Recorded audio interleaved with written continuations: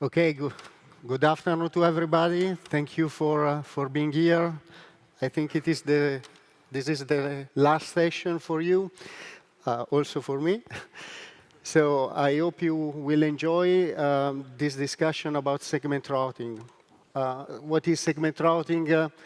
We want to give you a very nice overview of what segment routing it is, not to go in many details.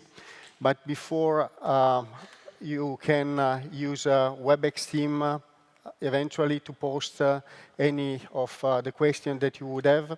At the end, I will try to leave 5-10 minutes, probably 5, to eventually get your question, and I will stop by afterwards if you want to ask more questions or discuss new things. So again, it is a introduction. 1.5 hours is not enough to cover everything. But I want to give you the flavor of what segment routing is, where we are with segment routing, what are the use cases, the main use cases that make this technology so special. So the overall goal, and this has been my life in service provider for the last 25 years, is to try to simplify network, because if you have a simple network, you can build this network in a more reliable way. You can use platforms that are much more performant in terms of throughput and price per throughput. And overall, we can have a network that is much more quicker to manage, quicker to provisioning, and quicker to troubleshoot. This slide is summarizing my life in service provider, looking for network simplification. This is when I started in Cisco, was 95. I was working on ATM. There were network built like this. Some WDM, SDH on top, ATM on top, and then IP at the top of the layer. So in 25 years now, we are in a condition where we have networks that are 99% built over DWDM, IP only, and are very reliable and very efficient network also in terms of throughput.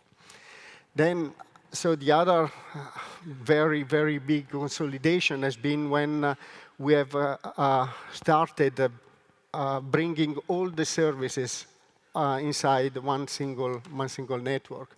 So used to be in the past that we had dedicated network for mobile, dedicated network for business customer. Now, most of service providers have a single network where they bring services for all type of markets. And this means that they can focus in investing in bandwidth on a single network, and they can realize a very, very big saving in terms of money, in terms of operation. The last thing that we need to do in a service provider network is what I've called here horizontal integration. So meaning that I would like to start as much as possible at the access with my service, layer 3 or layer 2 service, and bring this service where it has to arrive, without having multiple domains stitching together with you and I. And so the problem of this is that when you have multiple domains, you have a very fragmented provisioning process to deploy a service, starting from the access, the aggregation, then at the core, you have sometimes UNI between one domain and the other. And then when you go to the data center again, you have a data center interconnection infrastructure between the domains. This is not only a problem in terms of CapEx and equipment that we waste in this, because here, in many cases, we need to put a border router on one side, a border router on the other side, stitching together services. But also, we fragment the OEM and the possibility to troubleshoot and do the service assurance of my service end-to-end. Instead, we need to have fragmented troubleshooting here, fragmented troubleshooting here, and service assurance that is not end-to-end at all. So in the past, we came with a solution that has been the standard Cisco solution for putting together multiple domain, so stitching without having stitching a UNI interconnect. Was called Unified MPLS, based on BGP-LU. Was a very, very nice proposition and simplification in comparison to the past. Still, this was coming at a cost of complexity in terms of protocols. Because on top of the IGP, on top of LDP or RSVPTE, for handling MPLS, we were building an additional layer built on BGP-LU to have connectivity from domain to domain. So this is, again, was something important, has been something important that many service providers has this type of architecture today. But what about if I am in a condition to have segment routing on top of this, a simple service, BGP-based, either layer 2 or layer 3 VPN, and have the possibility to go from one side to the other without having LDP, without having RSVPT, without having BGP-LU. And not only build basic connectivity from end to end, but also be in a condition to build connectivity end to end with a specific SLA. With 5G, we need to have more and more possibility to segment traffic depending on the specific requirement of the traffic. And one of the main requirements is to be able to guarantee minimum latency across the network. So how can you enable in an existing network minimal latency with different domain or between different domain is almost impossible. So with segment routing, we are providing all the means to enable this type of capability, but in a very simple way. So not adding additional complexity to what we are doing. So where we are, so this was the situation in 2017. First presentation of segment routing happened at the Mobile World Congress, at the MPLS World Congress in 2013. So after that, after 3 years, we had our first deployment in Vodafone Germany. They deployed this infrastructure, segment routing. They got rid of 10,000 RSVPT tunnel for fast protection. And by reducing that, they were able to have a network much better in terms of reliability and scalability. But this was exactly the point where we were in terms of deployment a couple of years ago. This is the situation at the end of 2019. Where almost every service provider has Cisco equipment in the network, is testing or is deploying segment routing at some extent. Everything related to segment routing is going to a standard path in IETF. So the base document of segment routing is called Spring document, and it has now reached the RFC status, actually in May 2016. This is the document that is describing all the use cases and all the requirements for segment routing. Then every other needs for segment routing is specified in the specific working group for the specific protocol, because segment routing is not adding any new protocol. Segment routing is requiring extension to the existing protocol via new TLV extension that are requested to process and to distribute information about it. So this is RFC, but almost every other draft is now in the last call to be standardized in terms of segment routing MPLS. But segment routing is not only MPLS, it is also SRv6, so we are close to the standardization of the SRH programming header of SRv6, should be very close now. And we are in the process of doing also the standardization of SRv6. I will explain in a while why SRv6 is coming a little bit later than SRMPLS. So what is the principle of segment routing? The first idea of segment routing was came for essentially two use cases. One that are very related one to the other.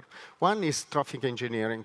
Traffic engineering is a nice technology, but RSVPT is very challenging because require you to keep state inside the network. So the idea was, why not encode my path directly on top of my packet? And if you want to use an analogy, so suppose that you have a bug and you want to send the bug following a specific flight or a specific set of flights that are not the direct flight. The direct flight is like the normal IGP, and is where you should go every time that you rely on the normal IGP. But if I want to go across a different path, so when I have a baggage, I do not put a circuit inside my, so across all the airport saying it will arrive a baggage from this carrier and then you have to put it on this specific other flight. No, we put a tag on top of the bag, and the tag is including all the instructions that enable the bag to be routed over the destination without having nobody looking at nothing else than what this tag is doing. So it's doing this. Then when I go to the next, I will drop the first, and then when I go to the next, I will drop the last. So segment routing is working in the same exact way on, for example, on SRMPLS. And so the idea is that if I want my packet to go over a specific path that is not the normal default path, I would put, in this case, more MPLS label, one on top of the other, to exactly encode the path that I want to go. And my packet will carry the information about the path itself. With this capability, we will enable things like topology-independent LFA, the possibility to automatically provide 50 millisecond, sub-50 millisecond protection for every specific topology, something that was not possible before. So what is then segment routing? Is a new implementation, in this case of MPLS, or a new implementation of IPv6 that allows to carry a packet either across a path that is the default path, the default IGP path, or specify an explicit path. But in any case, the instruction of what this path would be is encoded on top of the packet itself. Again, I already told you, in terms of forwarding plane, we have two different implementations. One is based on MPLS, and the second is based on IPv6. Why MPLS came first? With MPLS, we haven't changed the way the forwarding plane of MPLS is working. Essentially, the router is behaving from an MPLS perspective in exactly the same way if I use LDP or if I use segment routing. What we have changed is the semantic value of the label, and we will see in a while how we have changed it. But the operation in terms of forwarding is exactly the same. On IPv6, since we want to get rid of MPLS, so we want to build everything inside IPv6 as a native protocol, we have a challenge of, first of all, we had the challenge to define how the forwarding plane should behave, how the forwarding plane has to be implemented, and then to program the ASIC to do the proper job in terms of forwarding. So with SRMPLS, we were live in the network in 2015. With SR V6, we were live in the network in February 2019. So there are 4 years gap from one to the other. Now we are ready. We will catch up with functionalities, but so this is the difference between one and the other in terms of availability and product maturity.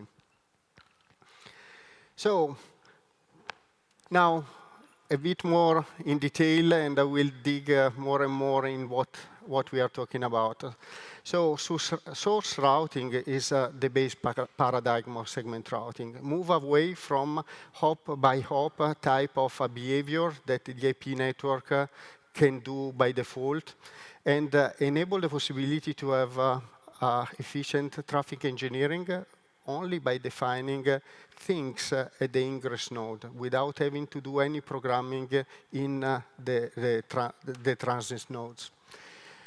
So we have two main components that we can identify as an instruction for segment routing are called segments. So we have a global and local segment. We will go through what are these local and global segments. Both of these information and segment are distributed via the protocol, either IGP or BGP. What is a segment? A segment is a forwarding instruction. A segment is, as an example, forward this packet to a specific destination node with a specific constraint. And the constraint could be best IGP path, but could also be, we will see, lowest latency. So the IGP segment, we have two basic IGP segments, and with the combination of these two basic IGP segments, we can encode every possible path inside my network. So we have a prefix segment and adjacency segment.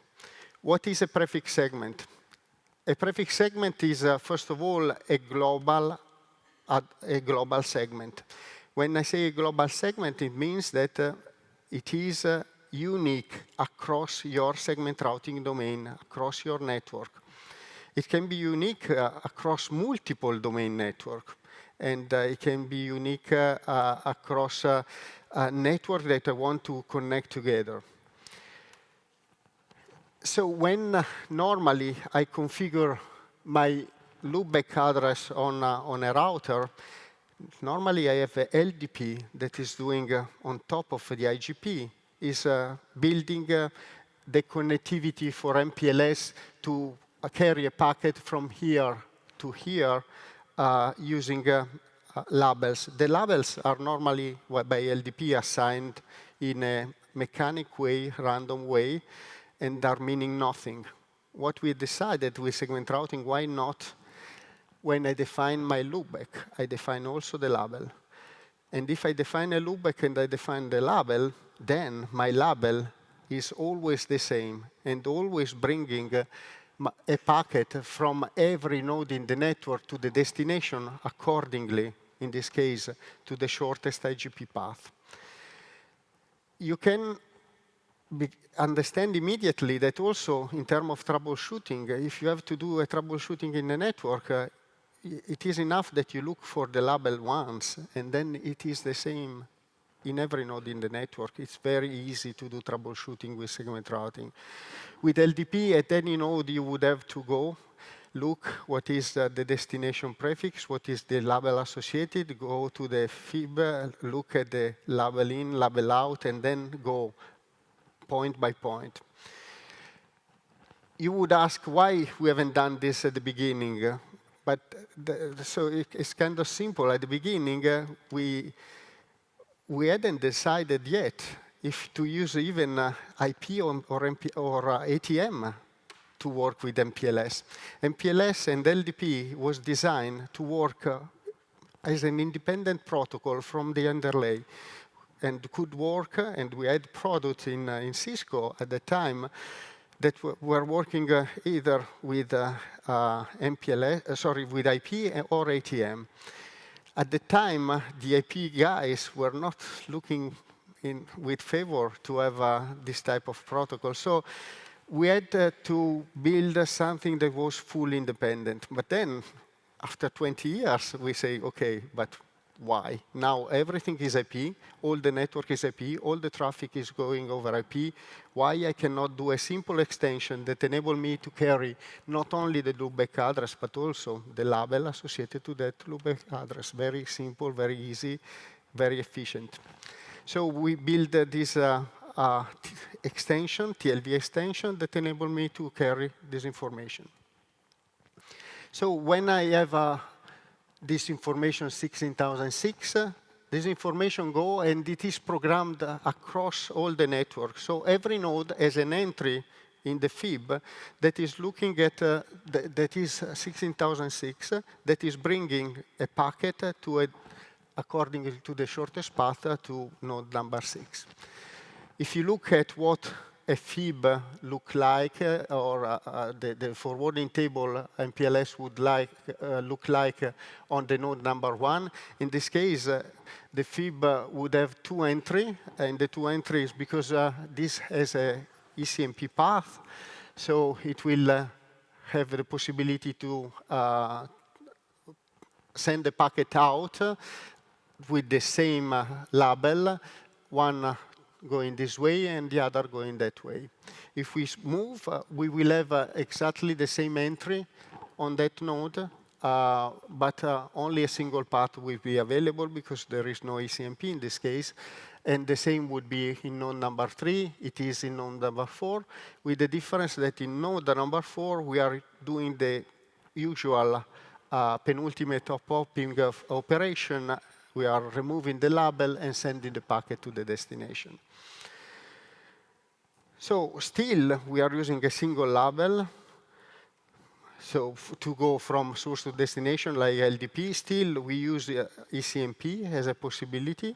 But instead of having LDP on top of the IGP, we are distributing this information using simply your IGP, ISIS, or OSPF. The other basic segment that we need to enforce a certain type of path is the adjacency segment. The adjacency segment is a segment that has only local significance, meaning that it is only a specific local address, node that is programming this segment in the network. Every node will do its own homework and will say, OK, how many adjacency I have? I have to assign for each of my adjacency one adjacency seed in order to be capable to enforce the forwarding of the traffic over a specific link. So now, if I combine together these two types of segments, I can really do any possible path in my network in terms of programming. So for example, if I want to send a packet that is going across this link, what I need to do, I need to send the packet first to node number 5 using the prefix seed 16005. Then I have to use the adjacency seed that is sending the traffic over this link. Normally, I could not send any traffic over this link because this link has a very high metric. But using the adjacency seed, I force traffic to go over that link, and then I can go to the destination. Those are the basic component, the basic segment that enable you to encode every possible path in the network. So now we are using labels. So having to use labels, and labels are also used by other protocols, are used by the service, so BGP for VPN services, can be used by LDP. can be used by RSVPT.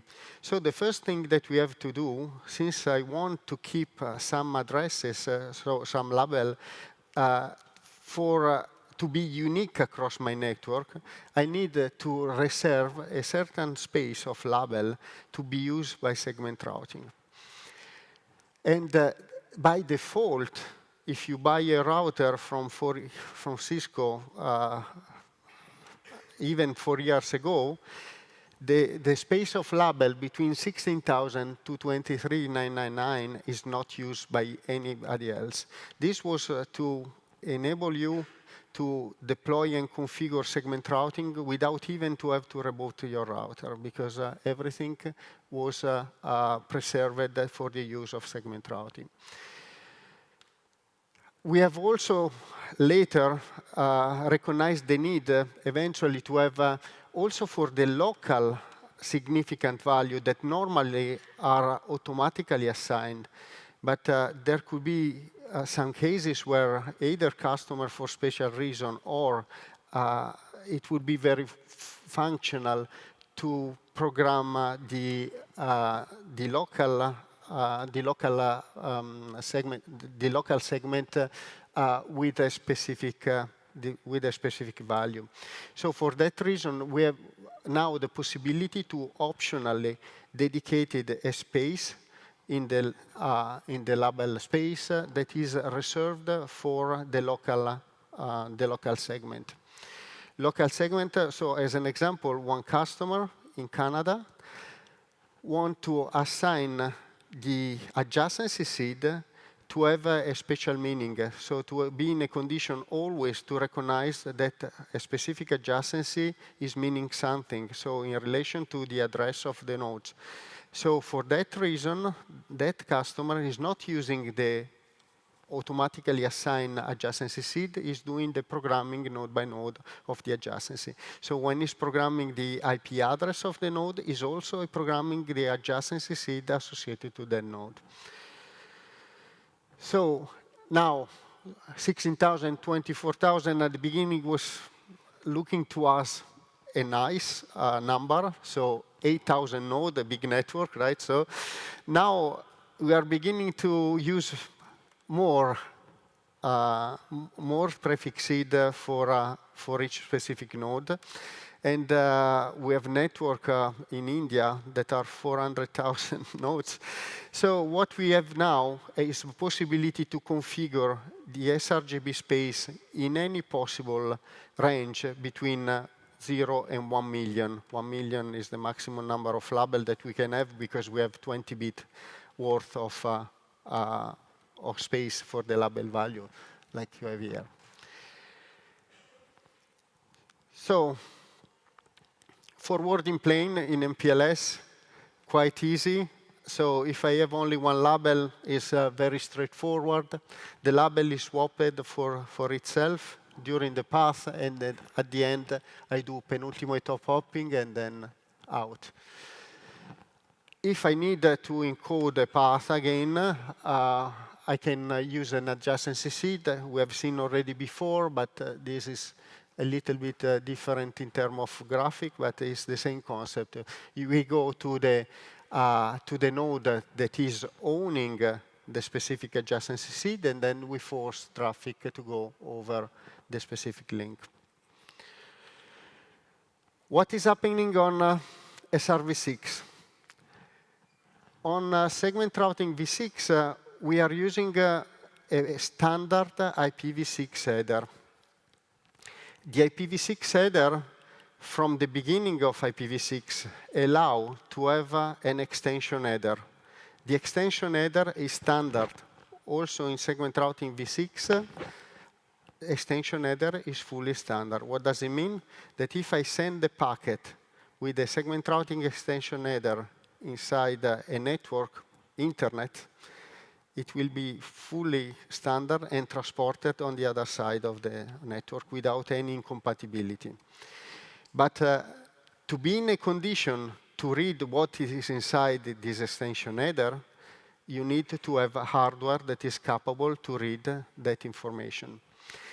And so this is the coding of the segment routing extension header that is, again, a standard field in SRv6, but the way that this is encoded, the way that this has to be read and processed by the node has to follow this.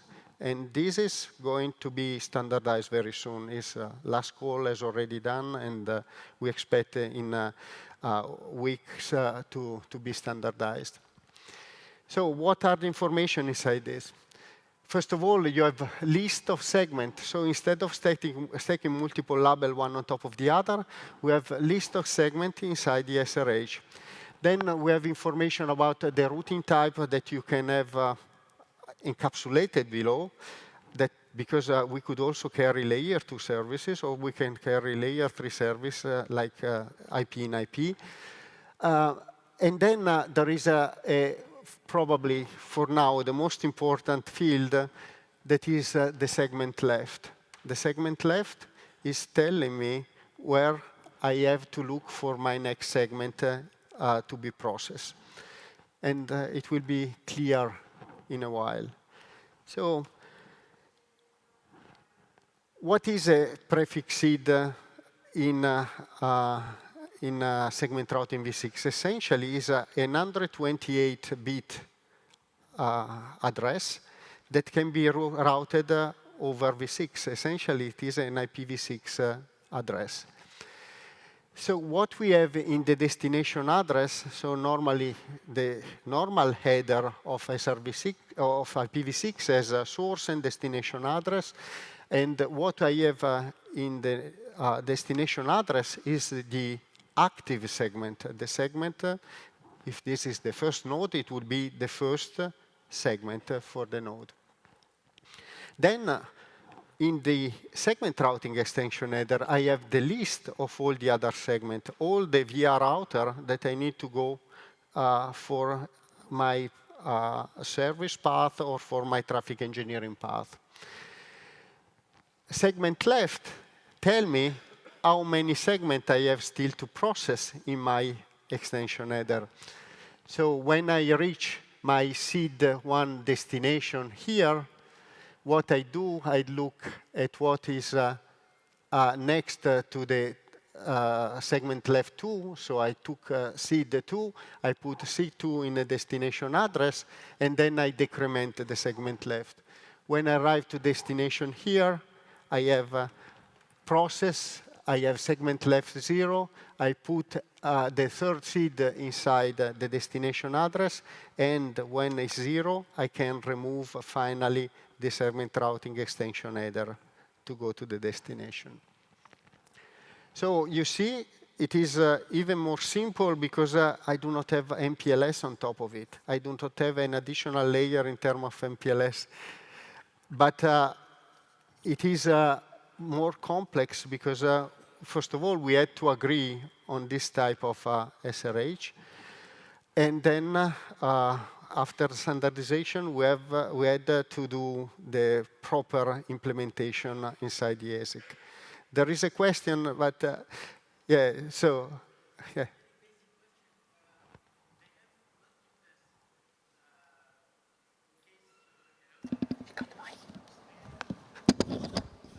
Yeah.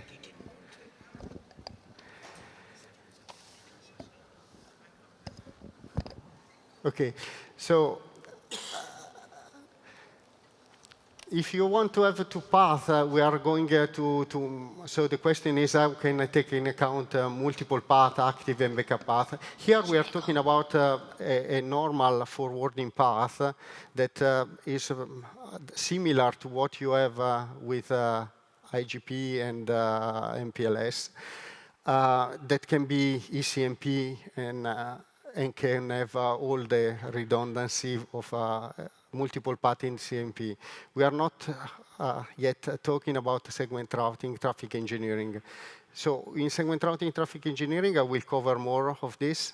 And then hopefully I will answer to your question. Otherwise, at the end, I will take more questions. So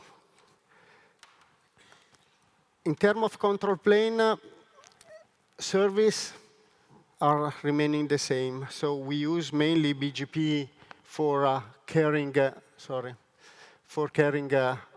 services. No change in the control plane for the service. So everything remains the same. So if I have a MPLS and I have a VPN, there will be the segment routing label, and on top of this, the VPN label like we had before in normal MPLS. What is changing is the way we are distributing label that can be either via IGP, OSPF, ISIS, or BGP. So how the seed is encoded? So first of all, we are using, with this example, the sRGB from 16,000 default.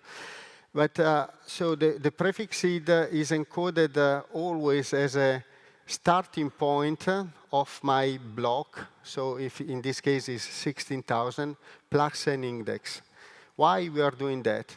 We are doing that for enabling a possibility, not recommended, but possibility to have a router with different starting point of the global block working together, and I will show you in a while.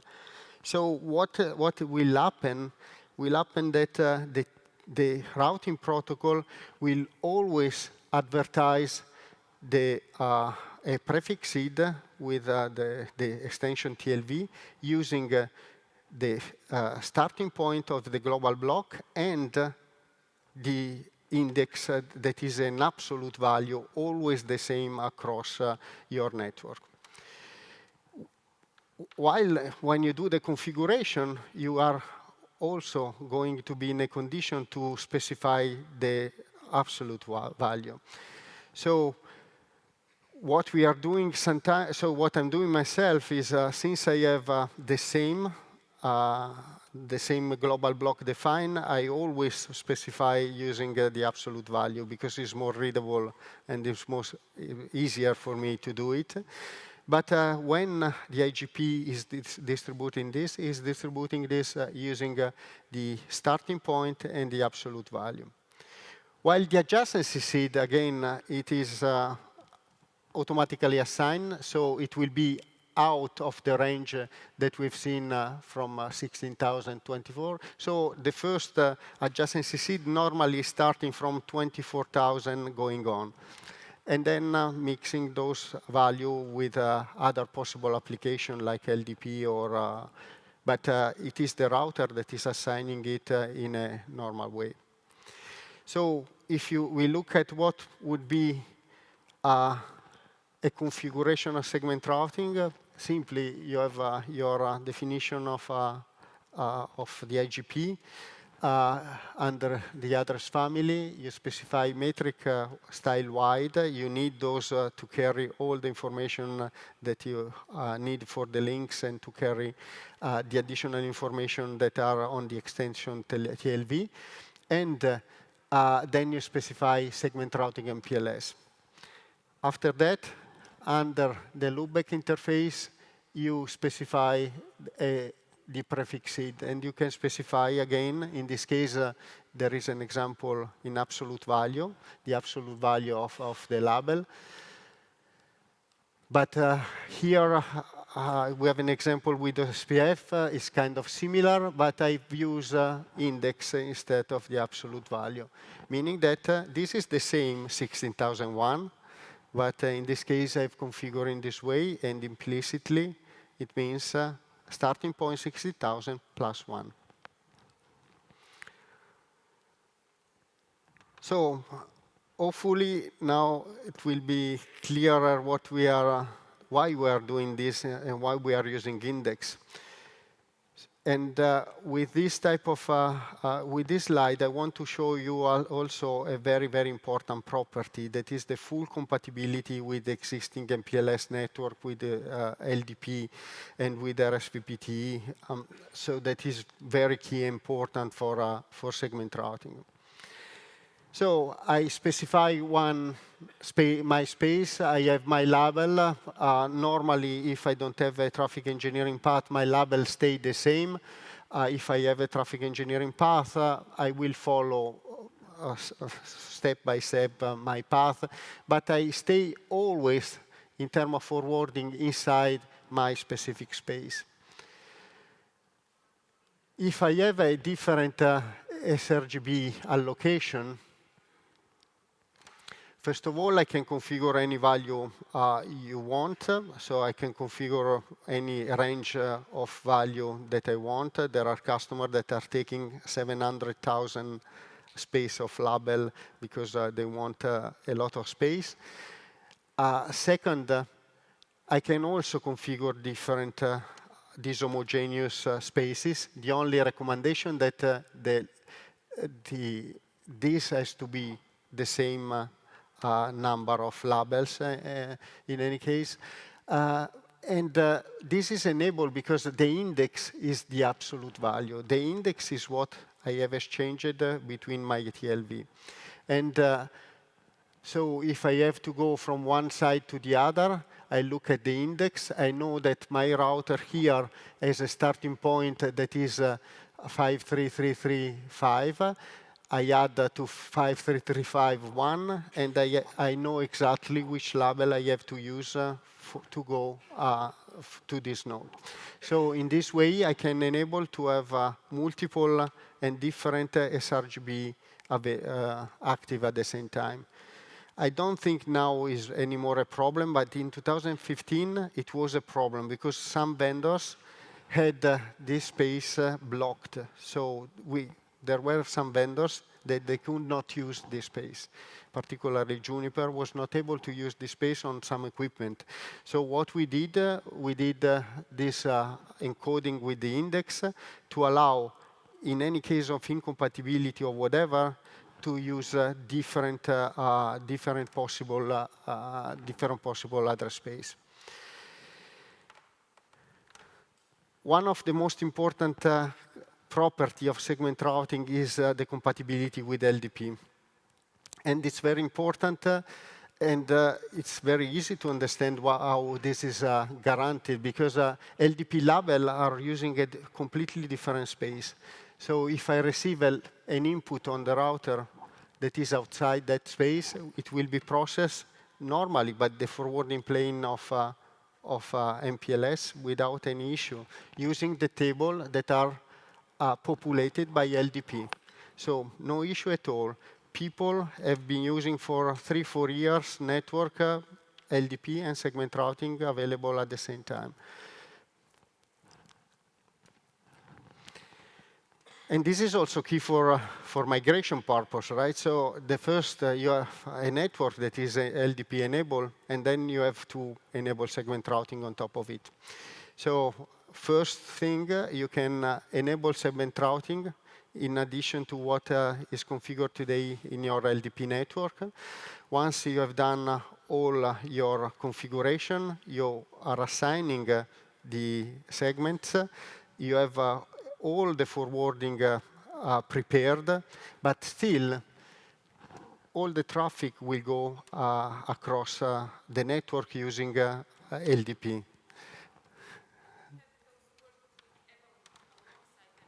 Sorry? Yeah. So the question is, if you have MLDP enabled, MLDP is also completely independent. You can run MLDP. You can run MLDP only for multicast address family, and you can have those working together absolutely in parallel without any issue. And there is an additional nice property, and you will see TI-LFA that I will explain in a while, is when you enable segment routing, is not only protecting segment routing labels, is also protecting LDP label, is also protecting MLDP label. So by enabling segment routing, we have customers that are achieving to have a 50 millisecond protection for MLDP also. Very, very nice and impressive. So I was saying that you enable this, you have everything in parallel, still your LDP label are used. When you are ready, you go to one node at each time, and you configure segment routing preferred. At this point in time, all your traffic, your VPN traffic, is going inside segment routing instead of LDP. So what is important? So suppose that I have enabled SR prefer here, but here is not enabled, right? So doesn't matter. I can have one side going with segment routing, and on the other side coming back with LDP. It's working perfectly. And it's working perfectly and seamlessly. During this process, we are not seeing any loss of traffic. You can do in a live network if you are confident enough not to do any error, but we have done for testing the introduction in live network, and no traffic loss at all. When you are ready, you enable everything on your router. I can tell you that I don't have any customer that has removed LDP completely, because as an example, in many cases, MLDP is there, they want to keep it, or they haven't migrated yet all the possible service, or they have some legacy equipment that does not support segment routing. Configuration of segment routing prefer is simply adding to segment routing MPLS segment routing prefer. So TI-LFA. So TI-LFA is so finally a nice technology. So the guys that has invented segment routing was also the guy that was working on IP fast reroute. So at the time, so 10, 15 or more years ago, were the guy that has invented remote LFA, so the possibility to have on normal LDP network LFA and IP fast reroute.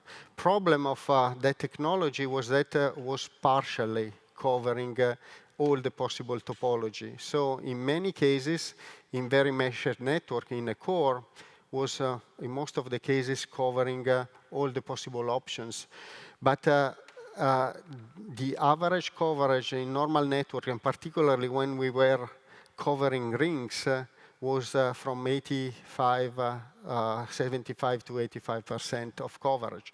And when you are giving a service to your customer, you cannot say, OK, you are protected, but only 85% sometimes can happen that is not working, right? So this is very important, a back row, the possibility to cover 100%, in 100% of the cases, 50 milliseconds and less any topology.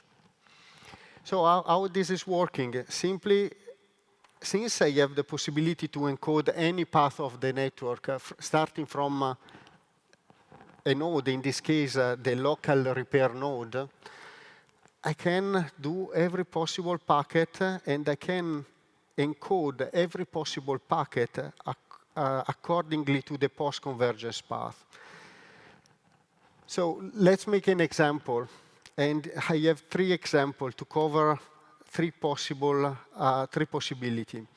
The first and the second possibility are possibilities that are also covered by IP LFA and remote LFA. The third is the possibility that is adding this 25% of that was missing before to reach the 100% coverage. So this special topology here have one link. I want to go from A to node number 8. Normally, I will follow this path. So what is happening if this node, this link is going down? So what is TI-LFA process doing? Simply, when I have my network stable, I have done the IGP convergence for all my network. I start running for every prefix I have in the routing table, removing the link that is the next hop for that specific prefix. So if I have a destination here on 8, this would be carried over this. When I have time, router, I'm removing this from my topology. If I remove this from my topology, I immediately get what is the post-convergence path. And then I have an algorithm that is enabling me to understand how to reach and program the post-convergence path. In this case, it's very simple because I have 1,000 as a metric here, so it is simply I can send my packet over here, over this interface, without any additional segment. I simply, instead of sending the packet here, I send it here. And then the packet will go to the destination without having the temptation to coming back as it would happen in some cases. So what I'm doing, simply, in addition to have the active path programmed here, I have the backup path that is programmed in the fib. When the link is still there, but I have, for every entry in my routing table, an active path and the backup path programmed in the fib.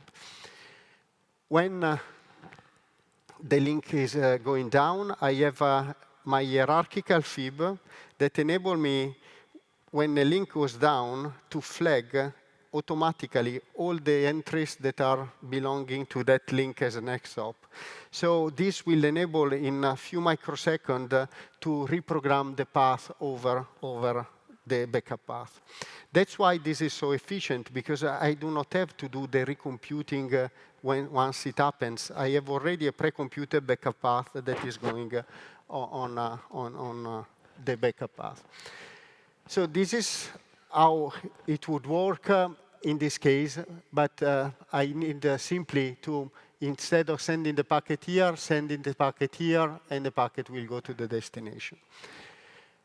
A more complex use case that is called when I would need to have an additional segment is where all these nodes have the same, essentially, matrix.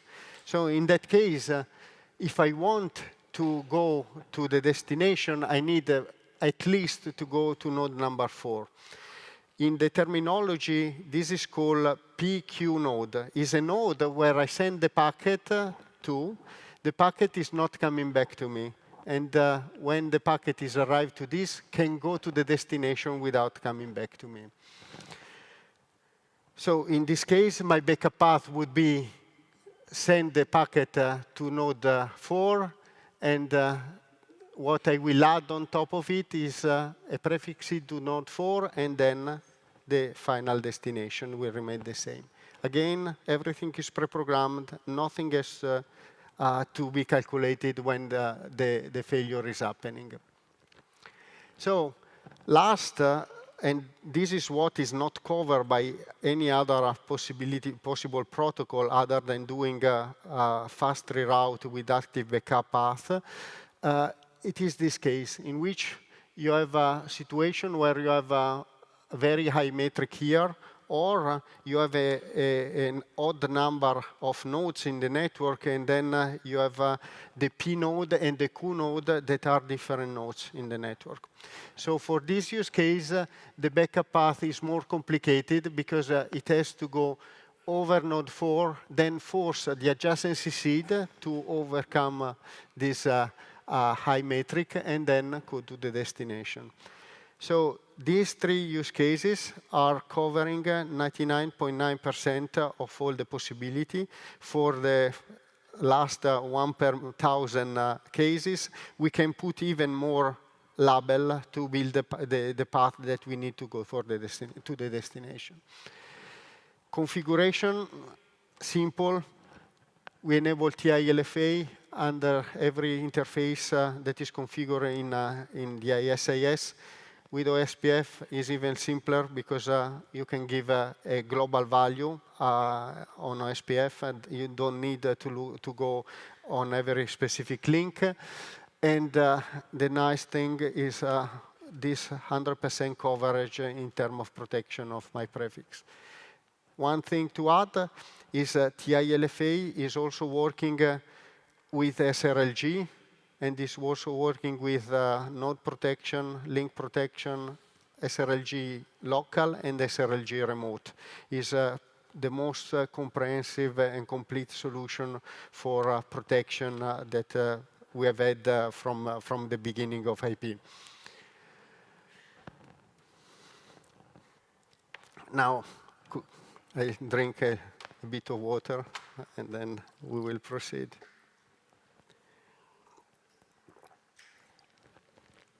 So let's complicate a bit. So what about, we have seen before that we can assign a prefix seed to a specific prefix, to a specific router. But what about if I can assign multiple of them? So the idea that we have implemented is that we can dedicate multiple prefix seed to be dedicated to multiple virtual topology. As an example, so here we have assigned for the specific same interface, loopback interface on the router, one prefix seed that is 16004, that is the extraction go to node number 4 following the best IGP path. But here we have another possibility, so specify another prefix seed that is the 17,000, that is saying go to node number 4, but following the lowest delay path. And the configuration that enable me is under the router, I can also define flex algorithm. The flex algorithm, the multiple algorithm were there, has been there in OSPF and in ISIS for a long time, but nobody was using it because multi-topology was impossible to manage for complexity and process overload. But here, only distributing and calculating the topology for the prefix seed is becoming very light and very affordable. So you define your flex algo, and the flex algo in this case is simply say, don't calculate the shortest path using the IGP, calculate the shortest path using the metric type delay. So if I want to go from 6 to 4 using the IGP, high bandwidth, call how you want, I put a label that is 16004. If I want to go over 4 using the low latency, I use this label 70,004. And I can define multiple. I have, in principle, 128 possibility to define flex algos. And why I would need eventually to define other flex algo is because it is not only the difference in the metric that I'm using, it could be the difference in specific topology. I could exclude some link from my flex algo. Suppose that I have links that are errored. I have a problem on links, or I have links that are high delay because are satellite. I want to avoid completely for some traffic. Or I want to realize a topology that is only 100 gig. So I want to pass over links that are only 100 gig. There are many, many use cases, and we have a demo here where we have flagged only the topology, the links that are MACsec enabled. I want to, for specific traffic, go over secured link. I can define up to 128 flex algo that can work as a different topology. When we look at the delay, you are guessing where the delay is coming from. So we did a very nice thing, I believe, because we implemented with a single command that you can enable on the router. The statement is performance measurement. And you indicate the interfaces where you want to enable the performance management. And then the router is sending probe over the link and automatically get for you the delay for the link. And that delay is distributed inside the IGP, OSPF or ISIS automatically, and is going to increase and augment the topology information by another metric, very important, that is the delay. We can use either TWAMP or MPLS as a probe to test the delay. TWAMP is simpler, maybe less accurate by 1 microsecond or 2, but essentially is a very effective way to detect the delay information. Here, sorry, I have this was on the delay. This is giving you an additional metric available inside the IGP. In terms of another very common application of the FlexAlgo is the possibility to handle multi-plane type of topology. Suppose that I have a network, a single network. I define all my router belonging to the default FlexAlgo. My PEs are belonging to all the FlexAlgo, but then I have this node that are only belonging to the default and under 29. These nodes are belonging to the default and under 28. So if this router want to send traffic, I don't care, any plane is okay, I will use a prefix seed belonging to the FlexAlgo, so to the Algo 0, the default one. If I want to go the upper plane, I will use a seed that is belonging to the FlexAlgo under 28. If I want to go to stay down, I will use a seed that is belonging to the FlexAlgo below. With this, we can create a multi-topology in a very effective way without having to do so difficult things in the network. And what is the property, additional property of FlexAlgo? Very important is that even if I have a kind of complex criteria like a delay could be complex in terms of ERO of my hop that I have to implement to achieve the type of scope. Here I have one single seed always. So one single label will bring me to the destination with a specific constraint. The second, and even to me most important, is that also TI-LFA is FlexAlgo aware. My backup path is looking to optimize the same topology and metric that I've used for the calculation. So if I have a FlexAlgo optimized for latency, also my backup path will be optimized for latency. If I have a FlexAlgo that is north plane and south plane, FlexAlgo and TI-LFA will stay in the north plane if it is a north plane, will stay in the south plane if it is the south plane. And this is very important for consistency. Suppose that you're selling, I want to sell you a secure transport over MACsec link, but during the failure, you are routing traffic over an unprotected link. This would not be acceptable, right? So it is very important property of FlexAlgo, the possibility to have an automation of the backup path over the same optimization of the protocol. So now, traffic engineering. Traffic engineering was one of the main reasons why segment routing has been invented. The idea was to do things and overcome the limitations that RSVPT was having in the network. The main limitation of RSVPT was the need of having state inside the network. If you look at this slide, it's showing the average number of states that you have inside the network.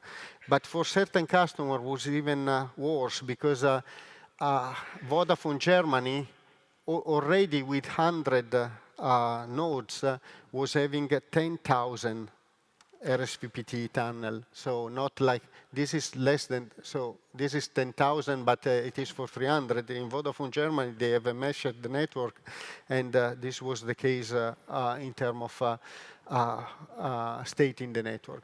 So if you think about having 10,000 RSVPT tunnel in your central P node in the network, so there is a big chance that for a failure in the network, that node has to recompute path, and there's instability due to this back and forth of signaling.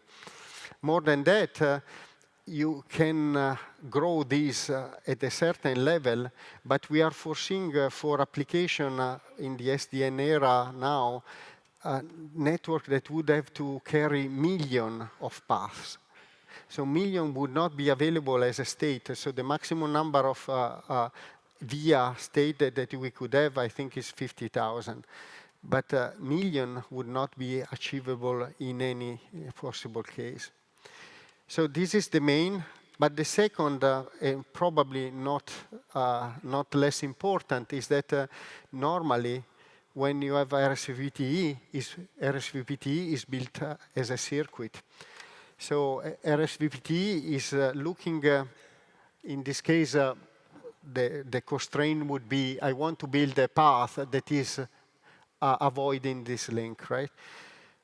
RSVPTE is picking one of the possible option in terms of ECMP that you have in the network. And in many cases, when you are doing one path, you need to do multiple of them to enable equal load balancing of the traffic over multiple paths. With segment routing, we have a native algorithm that is doing the calculation, and it's trying, first of all, to optimize the path in order to maximize the ECMP used in the network. So for this use case, it would simply go to 7, and then from 7 to 3.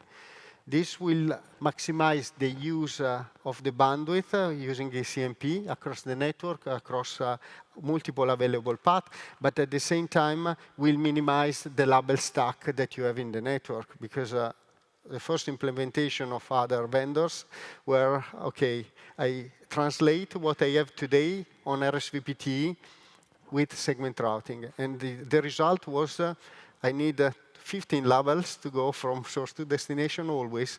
That's not true. The average number of levels for a segment routing path is less than 5, almost always. So now we don't have anymore the concept of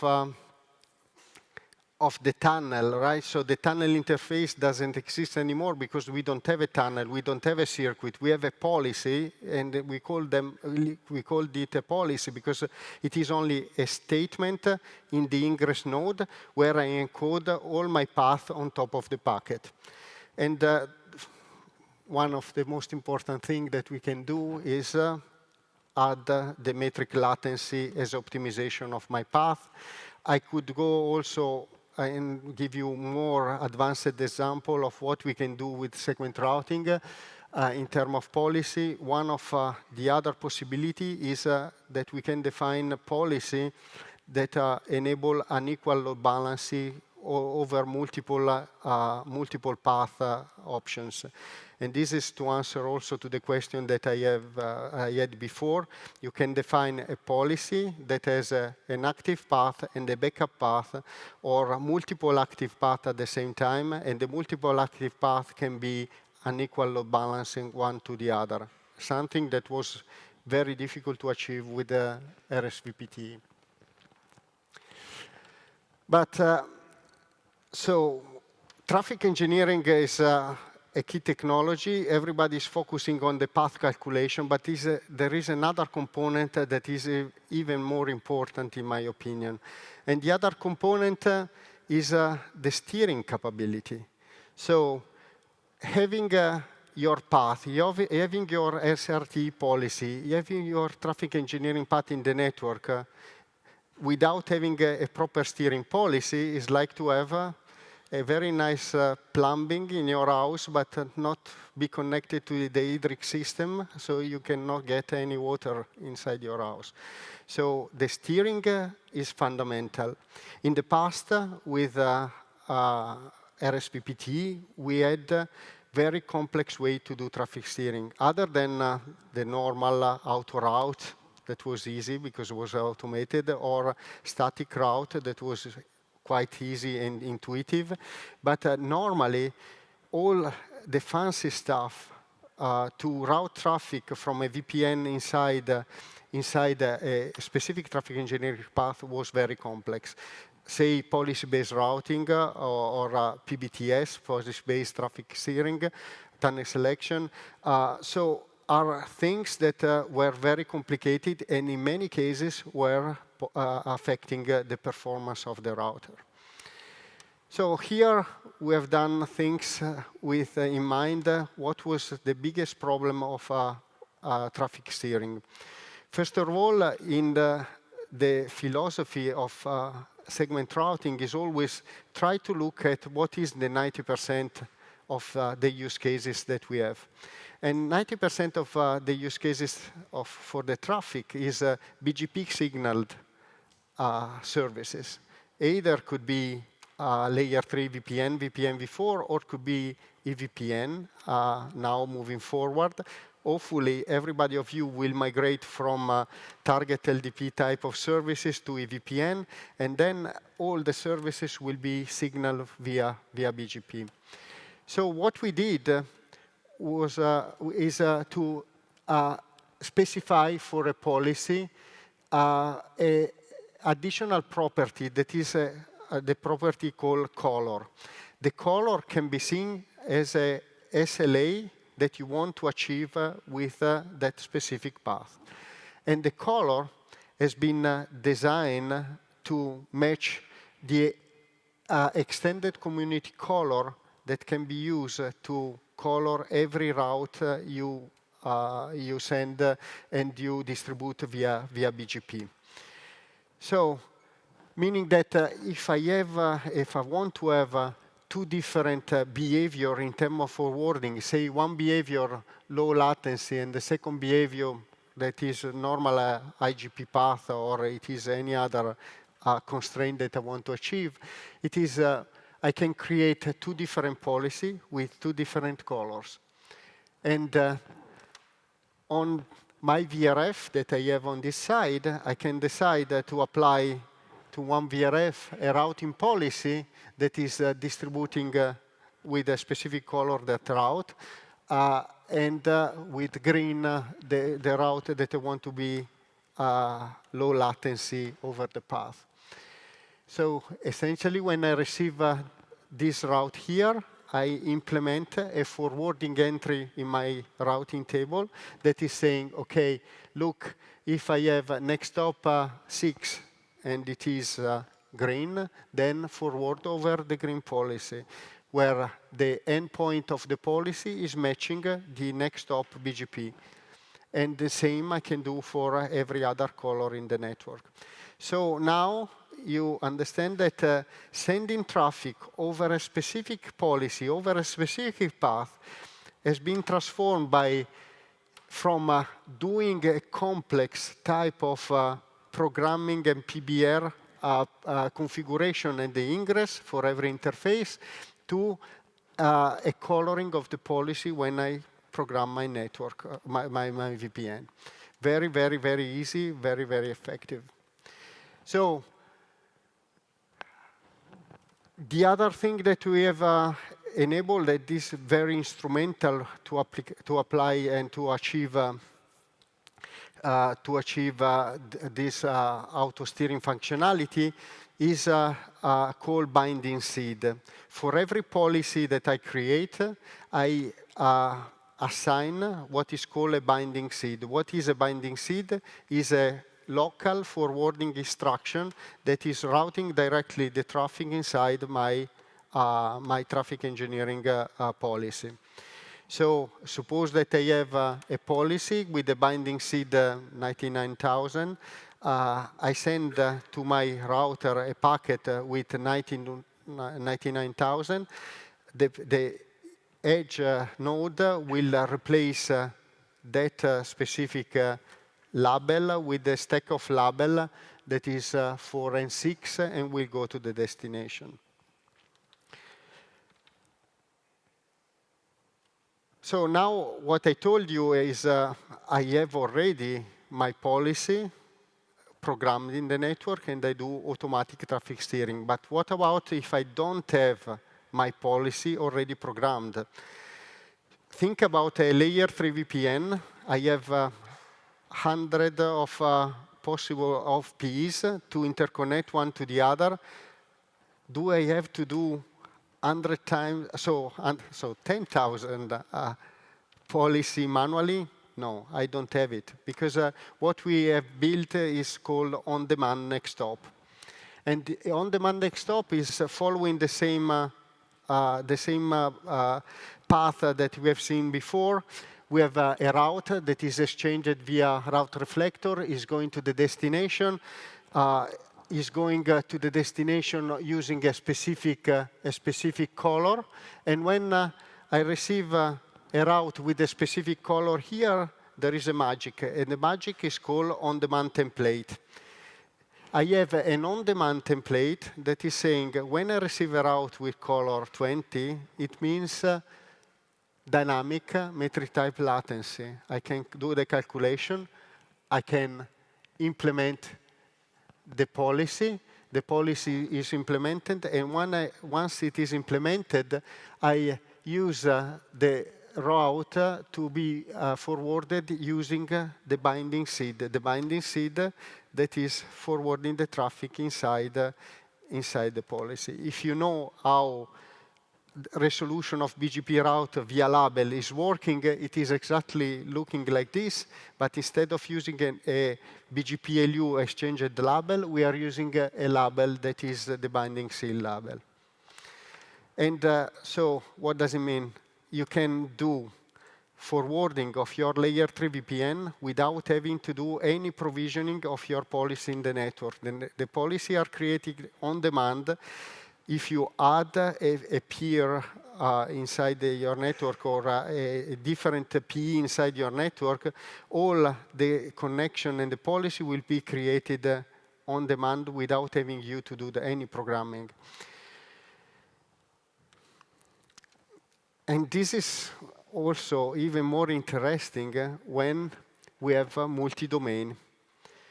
Because when you have multi-domain, you don't even have connectivity from here to here. So you are not able to reach from here to here normally. So you are not, but if you are in a condition to set up a path that is going to the first ABR and then go to the second ABR, then everything is done because it is source-based routing. So if I can do this, I'm okay, right? So why not using ODN, the same on-demand next stop I've shown before, but instead of doing that, using a local calculation on the router itself, I'm doing something different. I introduce a segment routing path computation element. The segment routing path computation element is multi-topology per definition. Can look having multiple BGP LS session, BGP link state section, get the topology from 1 domain, 2 domain, and 3 domain, and put everything together. So now, if I have a VPN here, I send the route arrives to the ingress node. The ingress node has to install that route. Normally, it would drop the route because there is no reachability to the destination. But we have made, instead of dropping the route, the router is asking the PCE to provide the path to the destination. The path is installed. Now we have connectivity from source to destination, and I can build connectivity between multiple domains on demand without having to do any programming, without having any BGP LU, without having any overlay. The complexity is offloaded using the SRPC computation. And the SRPC is in our implementation is a virtualized SR9K, an IOXXR function that has a very, very complicated configuration to do. You have to say PCE and the address that the PCE is reachable normal with the loopback interface. That's it. On the head end, you have to list the PCE that you are referring to, and you can configure up to 10 different PCE with different precedence, and one can be in backup of the other. So you are also building a very reliable type of solution. the use of the SRPC is coming also very, very useful if you want to build two paths starting from two different head-end nodes. And these two paths starting from two different head-end nodes be disjoined one to the other. This is something you cannot do without having an external controller that has the visibility of all the paths in your network and can build the disjoin. This is really one of the most important services we have deployed in the last few years, particularly Colt. This was one of the major drivers to introduce SRPC and segment routing, because having this possibility, this joint path for virtual private wire services, for them was an increase of 50% in terms of charging their customer on that. So the customer were willing to pay a big premium over that. So not even the 50 milliseconds were enough for some financial customer. Active path disjoin was a big premium. So when we will need to have the SRPC, so not always needed, right? So SRPC is needed when we are talking about multi-domain network, almost always, or when we want disjoint path from different head-end node, or when we want to have capacity optimization. Then we need a central element to really enable the optimization of bandwidth in the network. The other reason why I would want to have a PC in my network is that this PC has a very, very nice northbound interface. So I can go to the northbound interface. I can get information from northbound interface in one go. I get my topology of the network, all the metrics, all the links, all the addresses, all in one go, without having to poll 10 different thousands of routers. And this can be done in 1 second. You get the topology, and you can visualize it very, very effectively, very easily. So it has been probably a big journey for some of you. I see some faces, probably for people that already knows segment routing was maybe too basic, for other maybe too much. So I hope, first of all, that you got something of what is in my conclusion. So first, it is simpler than you normally of what you have normally in your network.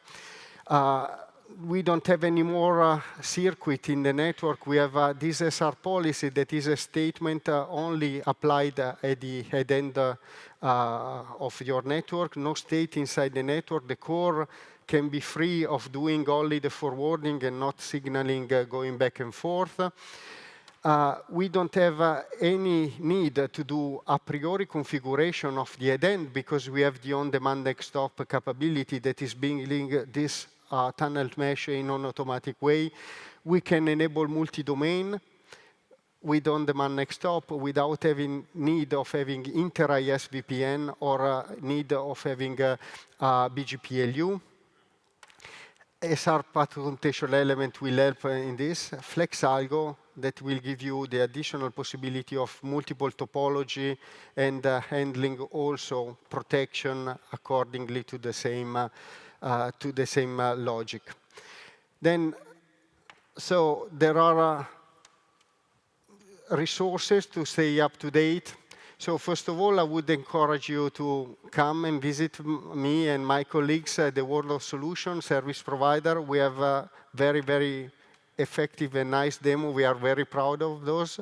Our real demo with real equipment, multi-domain, including SRv6 and not only SRMPLS. There are two really amazing books written by Clarence Philphys and Chris Michelsen and many others. Particularly, if you want to know about traffic engineering and this new stuff, the second book is really amazing, very clear to understand. If you have any question, post it on TeamSpace, and I hope you enjoyed the session. Thank you.